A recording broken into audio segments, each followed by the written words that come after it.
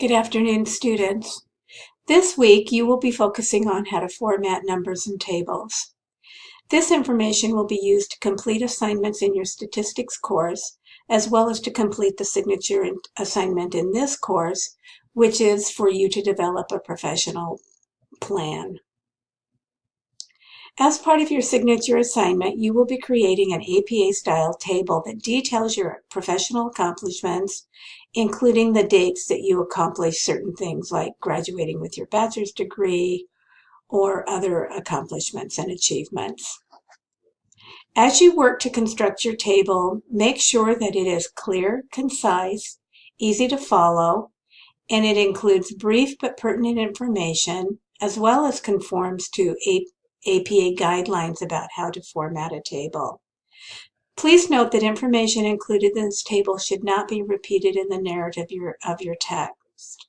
That's the beauty of tables, is that they help you say a lot of information in a concise and clear and compact manner.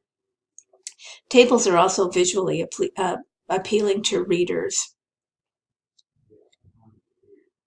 Another pearl as you're working to write your professional development plan and include a table of your accomplishments, etc., is that APA-style videos don't have grid lines in them. So I've included this table video, which will help show you how to erase grid lines from your table.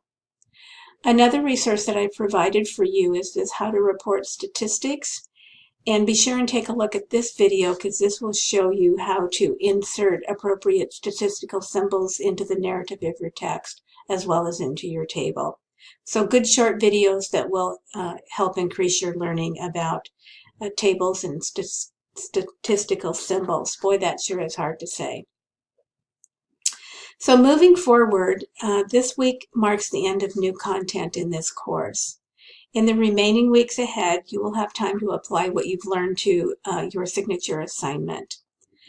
If you've worked in nursing for many years, consider limiting the information that you include in your signature assignment or your professional development plan to that which you've accomplished in the last 5 years or since completing your bachelor's degree, or that which you believe is most relevant to your career goals upon completion of your master's degree.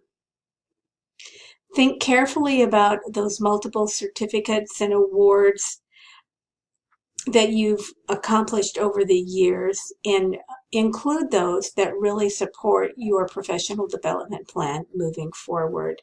For some of you, it's going to be impossible to include everything that you've accomplished since you graduated from nursing school. So please shoot me an email or give me a call if you want to discuss your professional development plan, if you want to talk about APA-style papers or anything else in this course. I'm available to assist you, and I'm happy to do so. Okay, thank you. Have a good week.